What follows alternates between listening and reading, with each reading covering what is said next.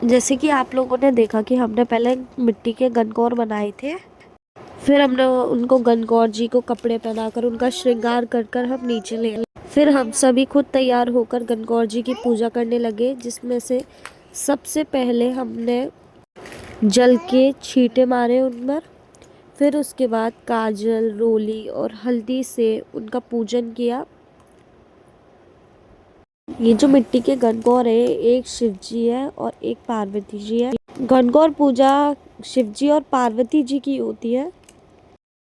उसके बाद हमने गणगौर जी को दोबारा से जल के छींटे मारे। फिर हम लोगों ने छींटे मारने के बाद हम लोगों ने अपने ऊपर छींटे मारने शुरू किए।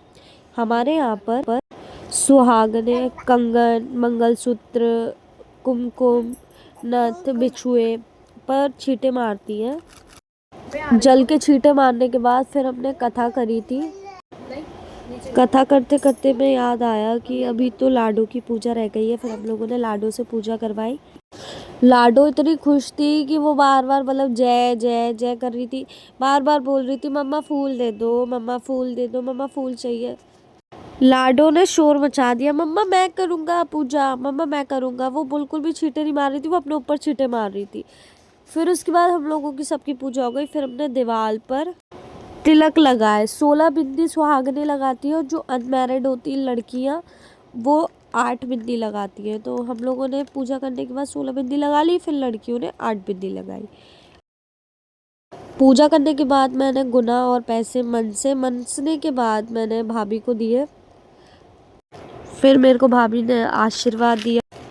उसके बाद हम थोड़ी देर बैठे। फिर गणगौर जी के विदा होने का टाइम आ गया था। फिर हमने फिर से जल के छींटे उन पर मारे। हमारे यहाँ तो मिट्टी के गणगौर पेड़ के नीचे रखे जाते हैं कि मतलब जैसे खराब नहीं हो, किसी के पैरों में नहीं आए। मिट्टी के होते हैं तो मिट्टी के संग बहा जाए तो इतना कोई प्रॉब्लम नहीं आती है, वरना भगवान जी की चीज़ें पैरों में आती तो ऐसे अच्छा नहीं लगता। फिर उसके बाद मैंने पूजा करके ढोक दी भगवान जी को, गणगौर जी को। और लाडो तो बार बार, मम्मा चलो, मम्मा बज्जी चलो, मम्मी मंदिर करो, चलो जय जय। मैंने उसको पूछा कि लाडो कहाँ जा रही है, तो बोलती है मंदिर जा रही हूँ। फिर वो हमारे संग मंदिर गई और इतनी हैप्पी थी लाडो।